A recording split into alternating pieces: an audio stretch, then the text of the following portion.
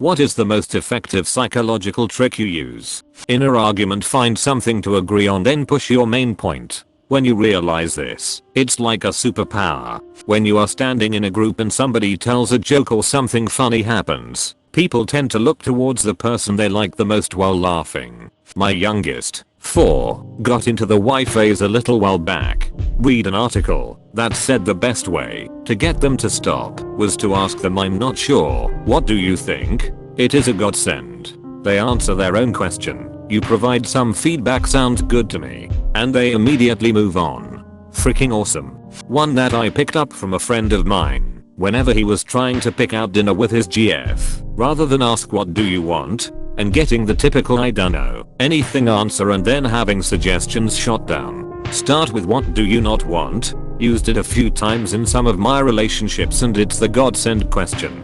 There's also the guess where I'm taking you to dinner trick. Then when she guesses, you just say yeah. How do you know? Saying hello to everybody you know and with a smile. Often people who know each other from when they were in primary school or just from the block when they were young give each other an awkward smile instead of an happy good day. Just imagine if someone walks into you twice a year and both times you smile and greet them enthusiastically, they will think of you as a nice person.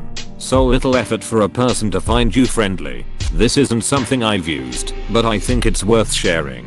Darren Brown said that once there was a muscly drunk guy that wanted to beat him up and said the classic, "What are you looking at?" Darren replied with, "The wall outside my house is 4 feet tall." The idea is that it puts the aggravated person on the back foot and takes them out of that adrenaline filled state. Anyways, he sat down and the guy started crying to him about his GF. He is Darren Brown though, so I wouldn't recommend this to everyone. Think of my future self. How will my future self feel in an hour or two if I skip my gym session? Will my future self be happy if I do this pile of dishes now, before bed? Or would he prefer to have to do it in the morning, before work? I have a 3-month deadline on this project. Will my future self appreciate my current self taking the first 3 or 4 weeks easy? Or will he be really mad? Essentially delayed gratification. Pretty much all the bad stuff gives us instant gratification, while all the good stuff has delayed gratification. I always try to remember that if I have to wait to reap the rewards, then it's probably the best option. I used this technique at university where I couldn't stand the thought of having to answer questions in front of a group of people. So if you find yourself in a group situation where someone, a leader, tutor, manager etc. is asking questions that must be answered and you want to avoid being picked so that you don't have to talk, then here is my tip. If the person locks eyes on you as they ask the question, then just as they are about to get to the end of their question, you break eye contact and look towards another person in the room and hold it. Their attention is diverted to that other person just as the question ends and the person they are now looking at feels compelled to answer. If however the person starts asking the question while looking at someone else, then look at that other person and hold it so you can't get suckered. Use it sparingly, because if you do it enough on the same person, they will be onto you. To avoid workplace drama and be well liked is to just compliment people behind their back.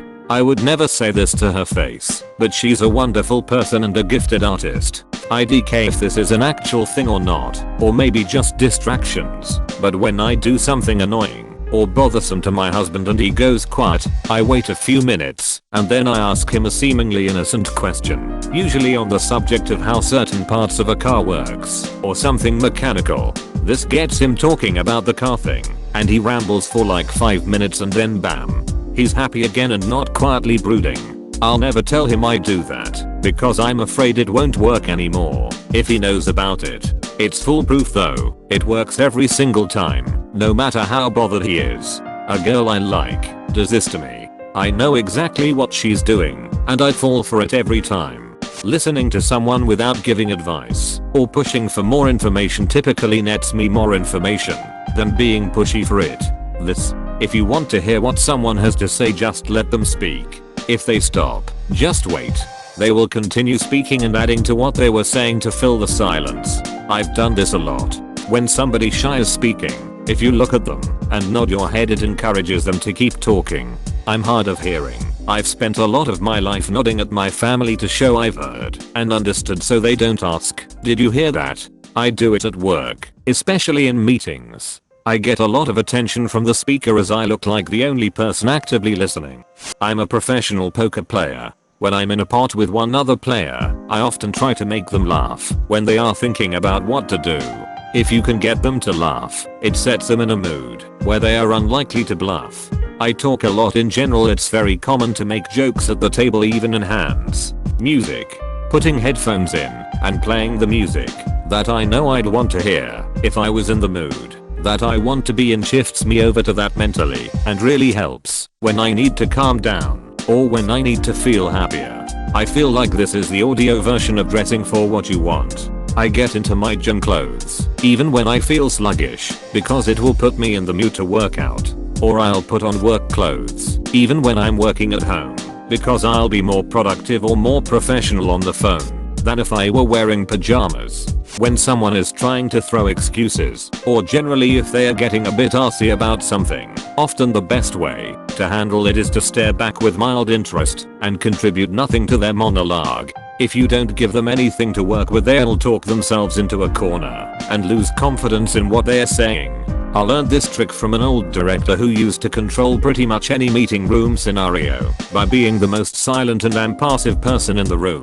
I fondly remember the time someone asked him a ridiculous question and he just stared at him for about 15 seconds. 15 seconds is a long time to be stared at in a room full of people. The guy wilted into his chair and nobody could work out if the director was angry or just quietly mulling it over.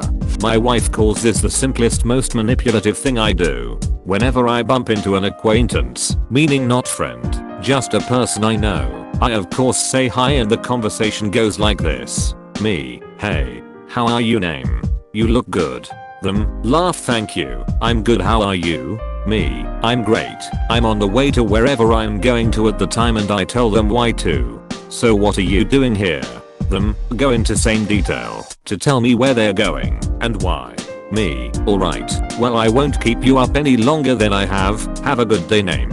It leaves people feeling good, takes away the awkwardness of cutting a convo short, and it makes them want to leave. If someone says they have the hiccups, ask them to prove it 9/10 times. Their hiccups will disappear. Having to summon a hiccup in order to demonstrate will trick your diaphragm into just not hiccuping. I've been able to twist it around on myself with some success as well, but it takes practice.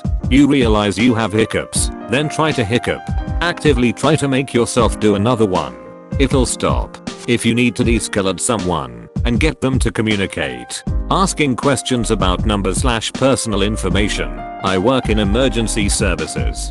If someone is totally distraught and shut down, asking their phone number/address/SSN/birth can pull them out of the emotional place and bring them back to a headspace where they can talk about what happened more easily. I often ask these questions even after I have the information just to de-escalate. I work with a bunch of idiot lawyers and I use the phrase "you're correct" all the time. Even if it's one teeny tiny thing they are correct about, it makes them feel smart and they instantly soften. It also keeps them listening because they're hoping more flattery will come down the pike. Evil cackle. I speak at conferences all over the world and a lot of the speakers use this in their Q&A. If there's a particularly hard question to answer, they always start with "what a great question," etc. Generally speaking, the asker is so pleased that their question got praised by the speaker in front of all those people that they are less critical of and pay less attention to the actual answer. Thanking someone for a tray you ordered from them.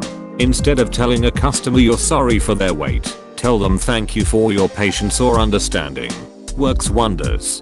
My friend responded to her toddler's 7th question in an extreme "but why chain with well, why not?" in a really happy voice. Her son looked completely mind blown and stopped asking. I keep trying to use this with my niece. Her response is always "why yes," and I just don't know. Good question, kid. Thank you so much for watching and subscribe if you want.